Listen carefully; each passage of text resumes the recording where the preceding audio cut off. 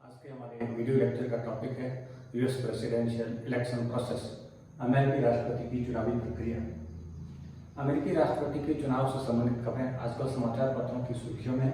तो आइए हम इस वीडियो लेक्चर में ये समझने का प्रयास करते हैं कि अमेरिकी राष्ट्रपति के चुनाव की प्रक्रिया क्या है।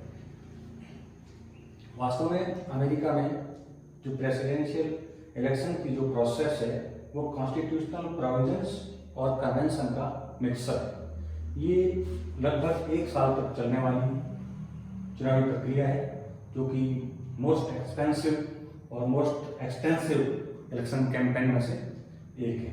तो सबसे पहले हम ये देखते हैं कि कौन व्यक्ति यूएस के प्रेसिडेंशियल इलेक्शन में उम्मीदवार हो सकता है या उसके लिए क्या क्या कॉन्स्टिट्यूशनल रिक्वायरमेंट्स है।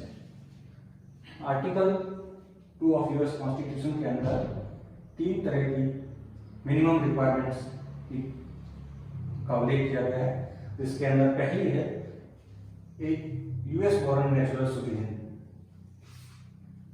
वो नागरिक जिसका जन्म अमेरिका में हुआ हो या अमेरिकी मेनलैंड से बाहर हुआ हो परंतु उसके पेरेंट्स में माता पिता में से कोई एक अमेरिकी नागरिक हो। यहाँ पर यह ध्यान देने योग्य है कि वो नागरिक जो माइग्रेट करके अमेरिका में गए हो और नेचुरलाइजेशन के प्रोसेस के थ्रू यदि उन्होंने सिटीजनशिप हासिल की है तो वो प्रेसिडेंट का इलेक्शन लड़ने के लिए एलिजिबल नहीं होगा। ये प्रोविजन इसलिए किया गया है ताकि कैंडिडेट के ऊपर फॉरेन इन्फ्लुएंस है उसको रोका जा सके। दूसरी रिक्वायरमेंट्स है वो US resident for at least 14 year, 14 वर्ष से अमेरिका का निवासी हो, एटलीस्ट 15 ईयर ओल्ड, कम से कम 35 साल की उम्र हो। अमेरिका में जो प्रेसिडेंशियल इलेक्शन है वो इनडायरेक्ट पॉपुलर वोट के थ्रू होता है। जब कॉन्स्टिट्यूशन अमेरिका में जब कॉन्स्टिट्यूशन बनाया जा रहा था तब कॉन्स्टिट्यूशनल फ्रेमर्स के बीच में इस बात को लेके कॉम्प्रोमाइज हुआ था कि जो प्रेसिडेंट का इलेक्शन है वो कांग्रेस के माध्यम से किया जाए या पॉपुलर वोट के माध्यम से किया जाए। तो इनके बीच का रास्ता निकालने के लिए उन्होंने इलेक्टोरल कॉलेज की व्यवस्था की थी। इसके माध्यम से प्रेसिडेंट का इलेक्शन होता है। तो ये वास्तव में इनडायरेक्ट इलेक्शन है और पॉपुलर वोट के माध्यम से है।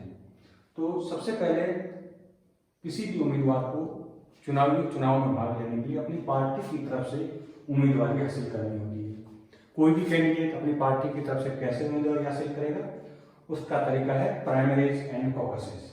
सबसे पहले कोई भी पार्टी का कैंडिडेट, चाहे रिपब्लिकन पार्टी हो, डेमोक्रेटिक पार्टी हो, मान लो डेमोक्रेटिक पार्टी है तो उसकी तरफ से 2, 3, 4, 5, 10 कितने भी उम्मीदवार कैंडिडेट अपनी उम्मीदवारी की घोषणा कर सकते हैं। सामान्यतः जो इलेक्शन ईयर होता है उससे पहले वर्ष में कैंडिडेट अपनी जो उम्मीदवारी है उसकी घोषणा कर देते हैं, अपने अनाउंस कर देते हैं। फिर जो इलेक्शन ईयर है यूएस में, जो प्रेसिडेंशियल इलेक्शन ईयर है वो लीप ईयर्स में होता है। तो जिस लीप ईयर में इलेक्शन होने हैं उसके ये इलेक्शन कैलेंडर है, उसके पहले 6 महीने में मोटा मोटा कैंडिडेट है जो पार्टी की तरफ से अपनी उम्मीदवारी हासिल करता है। वो कैसे करता है? Through primaries and caucuses. अब हम समझते हैं कि प्राइमरीज एंड कॉकसेस है क्या। प्राइमरीज, एक बात और सबसे पहले हम यहाँ ध्यान देते हैं कि यूएस प्रेसिडेंट का इलेक्शन करने के लिए कोई भी सेंट्रलाइज्ड एजेंसी नहीं है। जैसे हमारे यहाँ ECI है, election commission of India, most diversified और मोस्ट डिसेंट्रलाइज्ड इलेक्शन प्रोसेस है यूएस का, जो प्रेसिडेंट इलेक्शन प्रोसेस है।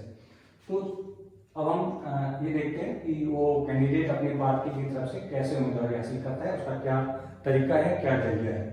तो वो है प्राइमरीज एंड कॉकसेस। प्रत्येक स्टेट, अमेरिका में टोटल 50 स्टेट है, तो प्रत्येक स्टेट में जो पार्टी की तरफ से जो कैंडिडेट है उसका जो निर्धारण किया जाता है उसकी अलग अलग प्रोसेस है। एक है प्राइमरीज, एक है कॉकसेस। प्राइमरीज 2 टाइप की है, ओपन एंड क्लोज। किसी भी पार्टी का जो कैंडिडेट है, मान लो एक कैंडिडेट है, हम फॉर एग्जाम्पल डेमोक्रेटिक पार्टी की तरफ से यदि 3-4 कैंडिडेट है या 5-7 जो भी कैंडिडेट है, वो सारे कैंडिडेट प्रत्येक स्टेट से अपनी उम्मीदवारी के लिए पहले डिबेट्स करते हैं, फिर डिबेट के बाद में किस कैंडिडेट को उस स्टेट की तरफ से कितना वोट मिलेगा वो सब करने के लिए प्राइमरीज और कॉकसेस होते हैं। इनके माध्यम से पार्टी के उम्मीदवारों को कुछ डेलीगेट्स मिलते हैं। वो डेलीगेट्स आके नेशनल कन्वेंशन में इन उम्मीदवारों का चुनाव करने के लिए वोटिंग करते हैं। तो इन डेलीगेट्स का चुनाव करने की जो प्रोसेस है, जो पार्टी के उम्मीदवार होंगे उनको जो वोट करेंगे, उन डेलीगेट के चुनाव की प्रक्रिया है प्राइमरीज एंड कॉकसेस है।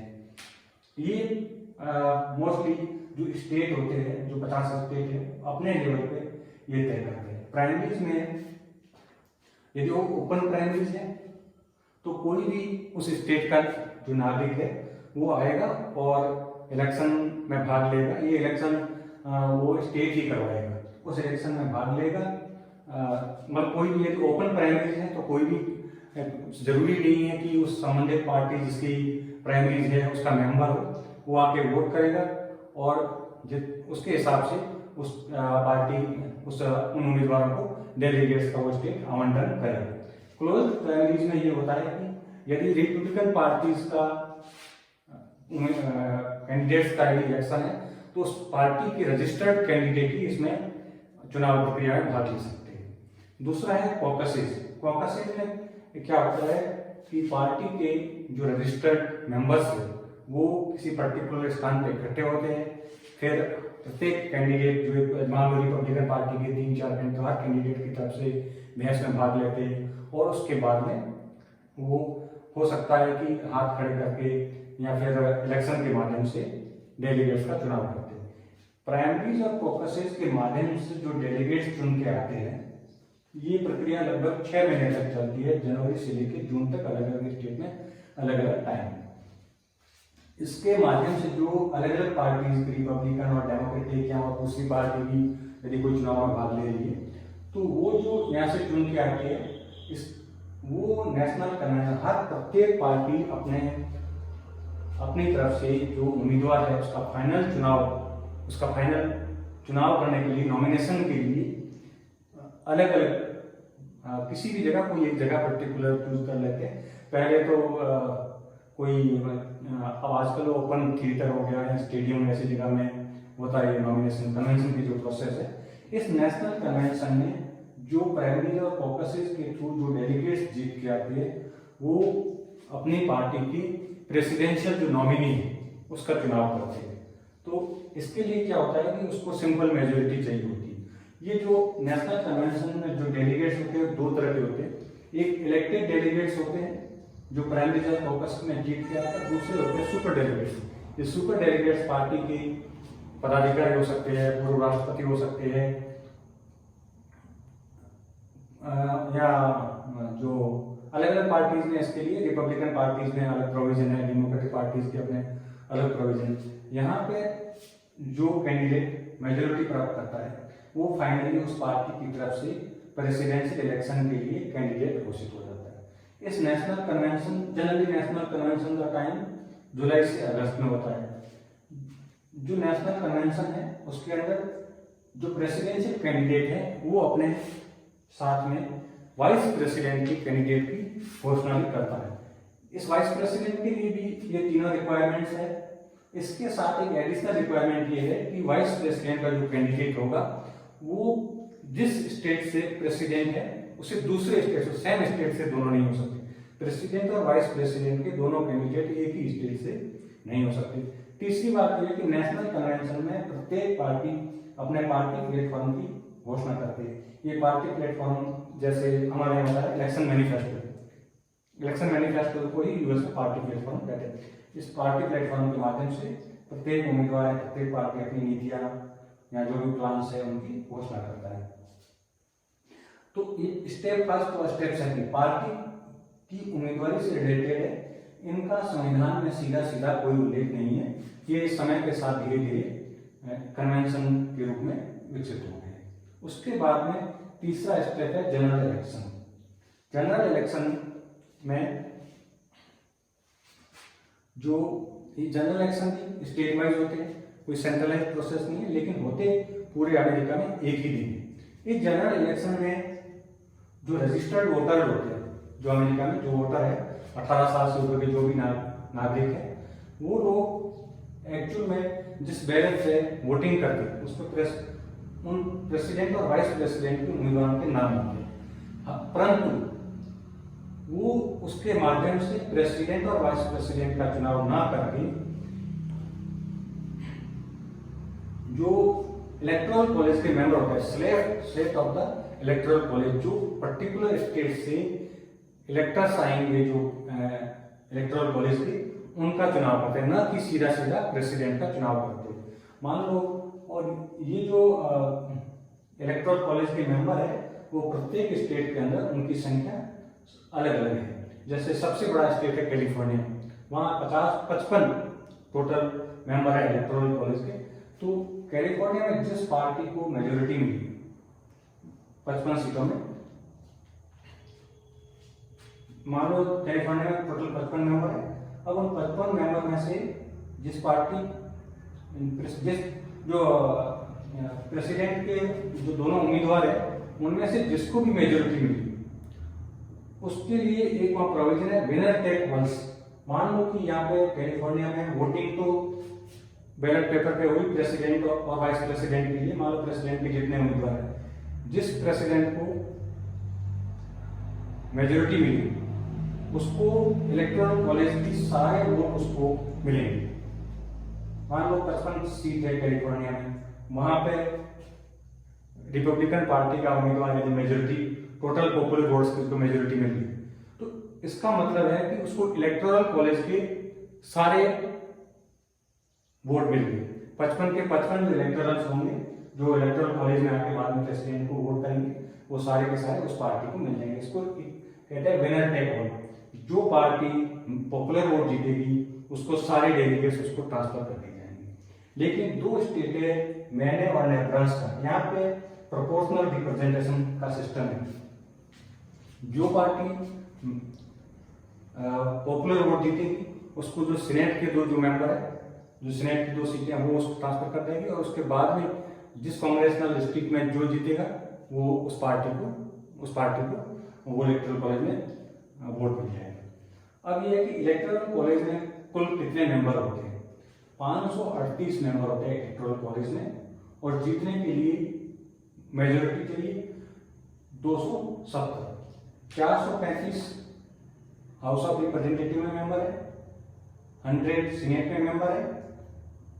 तो किसी स्टेट जैसे फॉर एग्जांपल कैलिफोर्निया, वहां पे 53 हाउस ऑफ रिप्रेजेंटेटिव में है, 2 उसको सीनेट में मेंबर है, टोटल हो गए 55।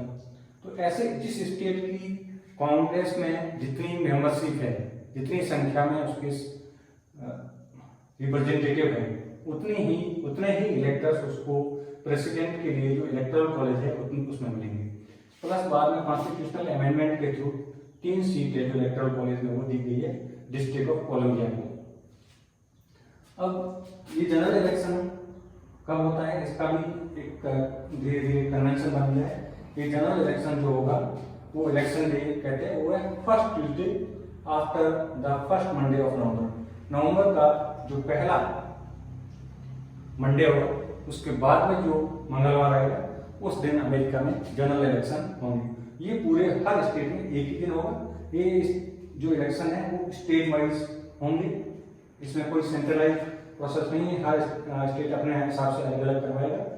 ये इसका भी जो ये कैलेंडर है इसका भी कोई इसके पीछे एक रीजन है। जैसे इलेक्शन डे को नवंबर में चुना गया है, इसका कारण ये कि ये हार्वेस्ट सीजन होती है वो खत्म हो जाती है, और इस टाइम जो हर इसके बाद में विंटर शुरू होती है उससे पहले इलेक्शन करवा लेनी चाहिए। जैसे डे का हमारा जो सिलेक्शन किया गया है कि ट्यूसडे को होगा, उसका कारण है कि संडे के दिन वर्शिप होगी, मतलब लोग चर्च जाएंगे, उसके बाद में उनको एक दिन मिलेगा।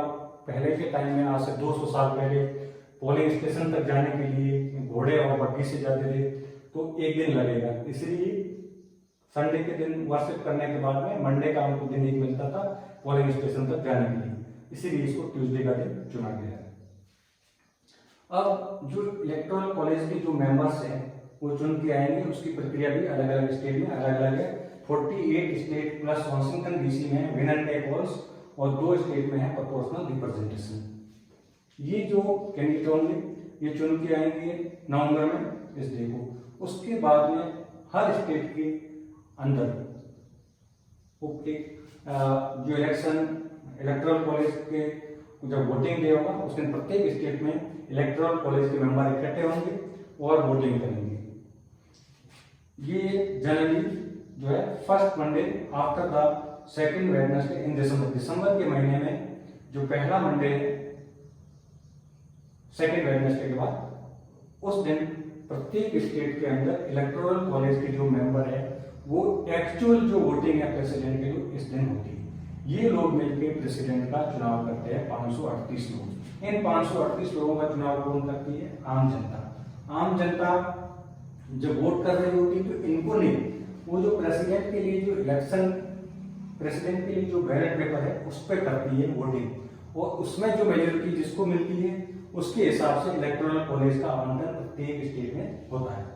यहाँ पे जिसको मेजोरिटी मिली, जैसे किसी स्टेट में मान लो टेक्सास में रिपब्लिकन पार्टी को मेजोरिटी मिली जिस कैंडिडेट को, तो सारे इलेक्टोरल कॉलेज के वोट उस पार्टी को मिल जाएंगे। न्यूयॉर्क में जिस स्टेट को मान लो डेमोक्रेटिक पार्टी को मेजोरिटी मिल गई तो सारे इलेक्टोरल कॉलेज के वोट उसको मिल जाएंगे। तो जिस दिन जो इलेक्शन का डे फिक्स है उस दिन प्रत्येक स्टेट में इलेक्शन होंगे। इसके बाद में ये जो वोटिंग है ये वोट भेज दी जाती है कांग्रेस को और साथ में भेज दी जाती है नारा national archive and record administration है उसको भेज दी जाती है। उसके बाद में स्टेप फिफ्थ है जिसमें इन वोटों की काउंटिंग होती है।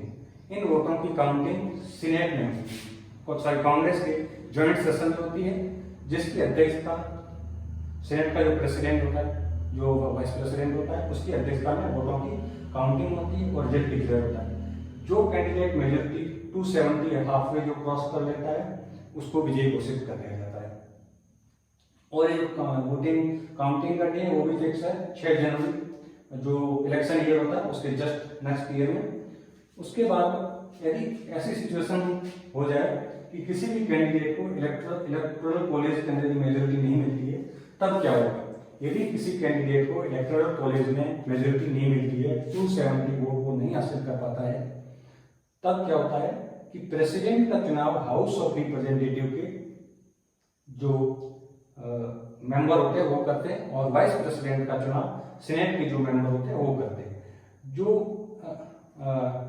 प्रेसिडेंट है उसका चुनाव जो वोटिंग होती है उसमें जो सर्वाधिक मत प्राप्त करने वाले 3 उम्मीदवार हैं उनमें से किसी एक का चुनाव हाउस ऑफ रिप्रेजेंटेटिव करता है और जो वाइस प्रेसिडेंट के जो कैंडिडेट है उनमें से जो सर्वाधिक वोट प्राप्त करने वाले 2 कैंडिडेट हैं उनमें से सीनेट उनका चुनाव करती है।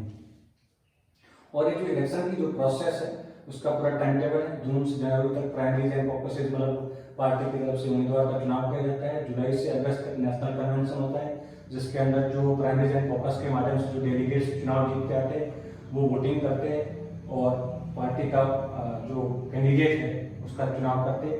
यदि ये जो डेलीगेट्स जीत के आते हैं नेशनल कन्वेंशन में और कोई भी कैंडिडेट यदि मेजोरिटी हासिल नहीं करता है तो वो जो सुपर डेलीगेट्स होते हैं वो वोटिंग करते हैं। उसके बाद में सितंबर और अक्टूबर के 2 महीने में एटलीस्ट आज के टाइम में 3 टाइम प्रेसिडेंट के जो कैंडिडेट होते हैं उनके बीच में प्रेसिडेंशियल डिबेट होती है जो डिफरेंट इश्यूज पे अपना व्यू रखते हैं और एक जो डिबेट होती है वाइस प्रेसिडेंट्स के बीच में होती है। उसके बाद में इलेक्शन डे ये फिक्स है, उसका भी रीजन है अभी हमने बताया कि दिन क्यों चुना गया। और उसके बाद में इलेक्टोरल कॉलेज का वोटिंग उसका भी डे फिक्स है। उसके बाद काउंटिंग का डे फिक्स है। उसके बाद में राष्ट्रपति का शपथ ग्रहण कब होगा उसका भी ये डे फिक्स है। इलेक्शन जो यूएस प्रेसिडेंट का इलेक्शन प्रोसेस है इससे रिलेटेड यदि हमको और कोई आधिकारिक जानकारी चाहिए for more information detail information इस साइट को हम देख सकते हैं www.usa.gov.election। तो आज हमने इस वीडियो लेक्चर में यूएस के प्रेसिडेंशियल इलेक्शन प्रोसेस के बारे में जाना है।